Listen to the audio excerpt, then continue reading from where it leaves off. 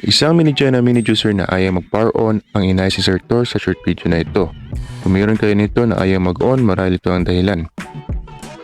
Kapansin-pansin na madali lang napuputol ang power cord sa pamamagitan lang ng kamay at wala na nakikitang copper dahil inaasin na ito. Ngayon ay papalitan ito ni Sir Thor ng bago dahil ito ay hindi na magagamit.